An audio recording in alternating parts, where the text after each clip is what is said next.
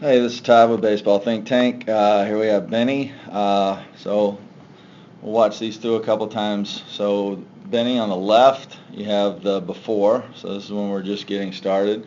Watch that one through a couple times on the left. One more time. And then let's look at the video on the right. Okay.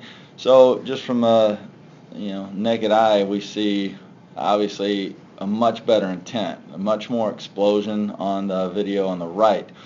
I want you to see where that kind of comes out, okay, why you're all of a sudden throwing the ball so much harder when we get into this trunk rotation right before delivery. Just look at the energy that's passing through the body. I mean, you can see how much more energy is stored up in the video on the right. Sorry. So yeah, we just see much more energy stored up going into release. And where that happens, first and foremost, it happens with intent. Okay, so your intent is, I'm going to throw this ball harder. You have the assistance of the belt, kind of helping you feel yourself moving faster. Okay, so that's great. Obviously you got a lot of positive feedback. Guys are saying, wow, I've never seen you throw the ball that hard. That's great. Now I want to show you where we're going to get even better. I want to show you where even now you're losing energy. So you're stereotypical, what we call front side or front hip dominant. Okay, so even this drill, where the intent of the drill is to drive the back leg. Okay, so we want our initial movement to be with the back hip moving towards home plate, pushing the front foot, and we see your initial movement. Again, we want to show the spikes of the bottom of that foot. We want to push towards home plate the entire time. And what we see, again, we want to see the spikes being pushed towards home plate as long as we can. When we see that front hip dominant, okay, we see it right there. When the body craves equal and opposite, okay? So as soon as that front leg starts to kick out, look what the back arm is doing, okay? It's going up. One of the drills we want to do, whether it's in the context of perceived velocity or it just helps us get down the mound, imagine the fence being right there where I drew that line. Your hand should never go behind that, okay?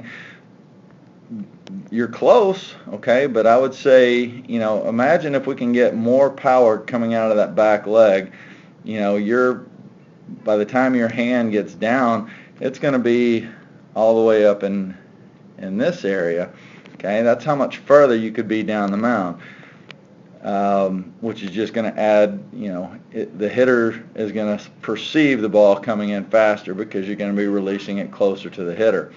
So what I would focus on working right now is just getting your stretch position. You can do it throwing. You can just practice striding out, okay? The idea is we want to use the back leg to stride and land with your toes pointing towards, pointing that way. Let me clear that. So we want to land with the toes remaining towards the fence, okay? So just practice taking strides, just like you would as a hitter, okay? If I'm striding as a hitter, I don't want that front toe flying open. You can do this with the belt, so you can feel the back hip, driving you into this stride. But let's get away from the front hip flying open so early. Now, it will open up, okay, but it should go from pointing at the fence all the way to pointing to home plate in about that frame, okay? Your toe is open there and still moving, okay? So we want the front hip and the front toe to open right before landing, okay? So let's work on being much more back hip dominant as opposed to letting the front hip take over right there. Does that make sense? Hopefully. And sorry, I'm teaching school right now, so I got my kids being quiet. So anyway, I hope that helps, and look forward to talking to you soon, bud. Good luck.